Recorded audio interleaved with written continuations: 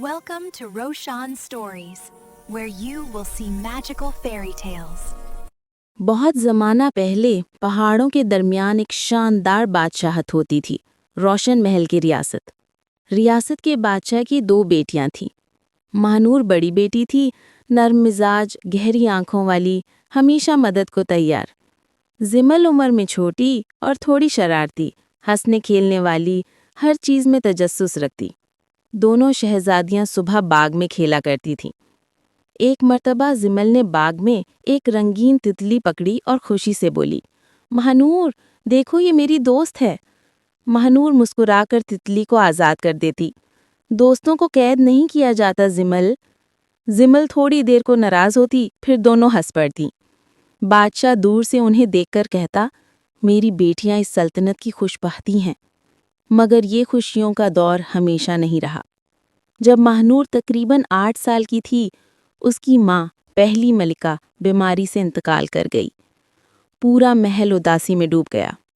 जिमल की माँ दूसरी मलिका थी, ज़ाहिर में मेहरबान मगर दिल में छुपा हुआ तीर। बादशाह हमेशा महानूर को ज़्यादा चाहता है। साल गुजरते गए, शहजादियाँ जवान होती गईं, मगर मलिका का हसद बढ़ता गया। महानूर के चेहरे पर पहली मलिका जैसी मासूम रोशनी थी, और जिमल जितनी चंचल थी उतनी ही महानूर से मोहब्बत करती थी। मगर मलिका के दिल की आग एक दिन भड़क उठी। एक रात मलिका ने एक खतरनाक जादूगरनी को महल में बुलाया। मुझे महानूर को रास्ते से हटाना है। मलिका की आंखों में पागलपन था। जादूगरनी ने एक गहरे नीले रंग का आईना दिया। इस आईने में जब रोशनी चमकेगी और जिस पर पड़ेगी वो दुनिया की निगाहों से गायब हो जाएगा। उसका जिस्म एक और जहान में कैद हो जाएगा। मलिका ने मुस्कुराते हुए आईना रख लिया। महानूर की 18वीं सालगिरह थी। महल में जश्न, रोशनियां, रक्स, फूलों की खुशबू। महानूर सुनहरे लिबास में चमक रही थी। जिमल ने बहन को गले लगाकर कहा, काश हमारी माँ भी आज होती। महानूर ने प्यार से मुस्कुराया, हम एक दूसरे के लिए काफ़ी हैं। मलिका का दिल गुस्से से फट पड़ा।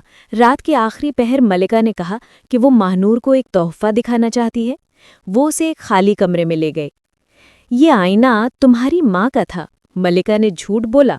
महानूर ने जैसे ही आईना देखना, आईने से रोशनी चमकी और महानूर गायब हो गई। मलिका ने सुकून की सांस ली। सुबह पूरा महल परेशान था। जिमल हर जगह महानूर को ढूंढती रही। आखिर उसे अपनी माँ के कमरे में जादुई आईने के टूटे हुए टुकड़े मिले। सब समझ आया। ये सब आपने किया? मलिका चुप रही। जिमल ने कहा, अगर आप माँ कहलाने की हकदार होती तो बहनों को जुदा ना करती। मैं अपनी बहन को वापस लाकर रहूंगी। वो उसी रात महल से निकल पड़ी। जिमल दिन रात घोड़ा दौड़ाती रही। आखिर एक राज भरा जंगल आया, मनाए का जंगल। ये आम जंगल नहीं था। दरख्तों से चमकदार गर्द गिरती, फूलों से रोशनी निकलती और हल्की सी संगीत हवा में गूंजती।